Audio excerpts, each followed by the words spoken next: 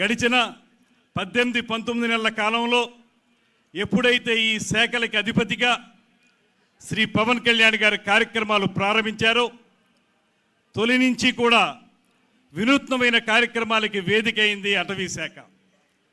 కుంకి ఏనుగుల నిర్వహణ విషయం కానివ్వండి, శేషాచలం అడవుల్లో ఎర్రచందనం కార్యక్రమాలకు సంబంధించిన కార్యక్రమం కానివ్వండి, నిన్నగాక మొన్న రాజమహేంద్రవరంలో అటవీ పరిశోధన సంస్థకు సంబంధించిన కార్యక్రమం కానివ్వండి, ఇవన్నీ కూడా అటవీ శాఖని ప్రజల మధ్యలోకి తీసుకురావడానికి, అటవీ శాఖ అంటే అది మనకు అర్థం కాదనుకునేటువంటి పరిస్థితి నుంచి సామాన్య ప్రజలందరూ కూడా అటవీ శాఖలో జరుగుతున్నటువంటి, పర్యావరణ శాఖలో జరుగుతున్నటువంటి వివిధ రకాల వినూత్నమైనటువంటి కార్యక్రమాలు వారందరూ అర్థం చేసుకునే విధంగా పవన్ కళ్యాణ్ గారు చూపించినటువంటి స్ఫూర్తి కానీ చొరవ కానీ ఆంధ్రప్రదేశ్ రాష్ట్రంలో ఈ శాఖల్ని అత్యున్నత స్థానంలో నిలబెట్టాయనేటువంటి మాటని చెప్పడానికి నేను సాహసిస్తున్నాను.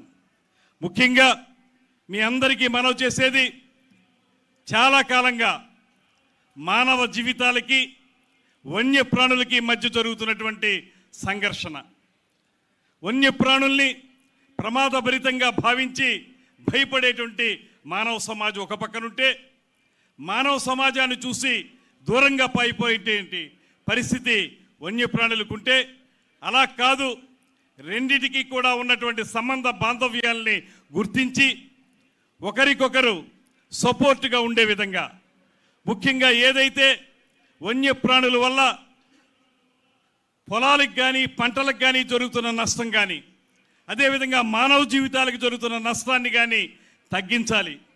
దాంతోపాటు అదే సమయంలో వన్యప్రాణుల్ని సంరక్షించాలి.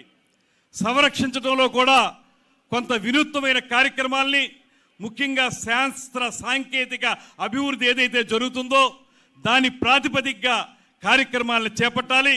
తద్వారా మనుషులకి వన్యప్రాణులకి మధ్య ఉన్నటువంటి సంఘర్షణని తగ్గించాలనేటువంటి వినూత్నమైనటువంటి ఆలోచనతో ఇవాళ ఉప ముఖ్యమంత్రి వర్యులు పవన్ కళ్యాణ్ గారు చేపట్టినటువంటి ఈ కార్యక్రమం ఖచ్చితంగా మన అందరిలో కూడా చైతన్యం తీసుకురావాల్సినటువంటి అవసరం ఉంది.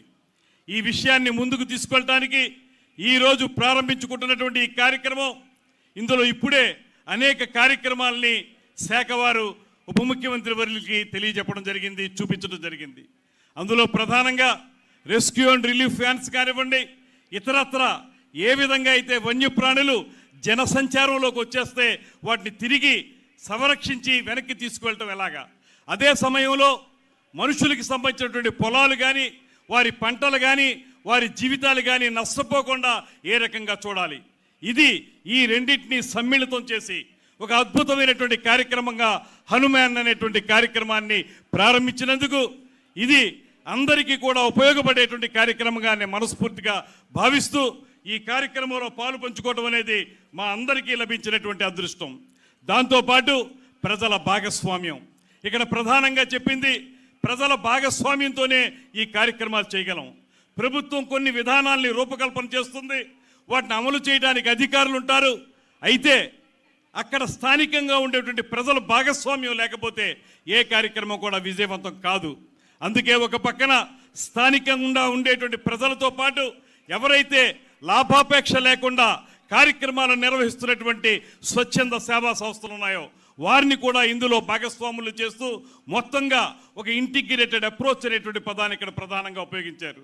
ఆ ఇంటిగ్రేటెడ్ అప్రోచ్ తోటి మనం వన్యప్రాణుల్ని సంరక్షించుకోవాలి, దాంతోపాటు ప్రజల యొక్క ఆస్తుల్ని ప్రాణాలని కాపాడాలనేటువంటి మాటతోటి ప్రారంభమవుతున్నటువంటి ఈ కార్యక్రమం నిజంగా ఉప ముఖ్యమంత్రి వారి గారి యొక్క మస్తిష్కంలోంచి వచ్చినటువంటి ఈ అద్భుతమైనటువంటి కార్యక్రమానికి మనందరం కూడా బలంగా ప్రజల్లోకి తీసుకెళ్ళడానికి కృషి చేయాలనేటువంటి మాటని ఈ సందర్భంగా తెలియజేసుకుంటూ, మేము కూడా ఇతర లైన్ డిపార్ట్మెంట్స్ ఏవైతే ఉన్నాయో వాటన్నిటినీ కూడా ఇందులో ఇన్వాల్వ్ చేయాల్సి ఉంటుంది.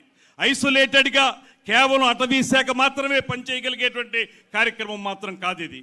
ఒక పక్కన అగ్రికల్చర్ డిపార్ట్మెంట్, మరో పక్కన యానిమల్ హస్బెండరీ, ఆ మాటకు వస్తే మా పర్యాటక శాఖ కూడా ఇవన్నీ కూడా లైన్ డిపార్ట్మెంట్స్ అన్నీ కూడా ఇంటిగ్రేటెడ్ అప్రోచ్లో పనిచేస్తేనే సత్ఫలితాలు వస్తాయనేటువంటి మాట మాకు గతంలోనే పవన్ కళ్యాణ్ గారు అనేక సందర్భాల్లో తెలియజేశారు.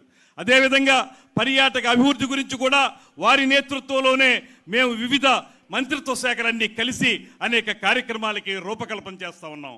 ఇలాగ ఒక వినూత్నమైనటువంటి కార్యక్రమాలను చేపడుతూ ఇవాళ ప్రజల మధ్యలోకి అటవీ శాఖని, అదేవిధంగా పర్యావరణాన్ని, వీటిని బహుళ విస్తృతంగా తీసుకొస్తున్నటువంటి ఉప ముఖ్యమంత్రి వర్యులకి మరొక మారు ధన్యవాదాలు తెలియజేస్తూ, ముఖ్యమంత్రి చంద్రబాబు నాయుడు గారు, అదేవిధంగా ఉప ముఖ్యమంత్రి వర్యులు శ్రీ పవన్ కళ్యాణ్ గారి నేతృత్వంలో ఈ రాష్ట్రంలో అభివృద్ధి సంక్షేమం సమ్మిళితమై మేళవింపు చేసుకుని అద్భుతంగా ముందుకు సాగుతున్నటువంటి ఈ నేపథ్యంలో అటవీ శాఖ కూడా ఆ కార్యక్రమాల్ని చేతబట్టి ముందుకు వెళ్ళాలని మనస్ఫూర్తిగా కోరుకుంటూ ఇందులో పాల్పంచుకుంటున్న ప్రతి ఒక్కరికి కూడా ప్రత్యేకమైనటువంటి ధన్యవాదాలు తెలియజేస్తూ సెలవు తీసుకుంటున్నాను.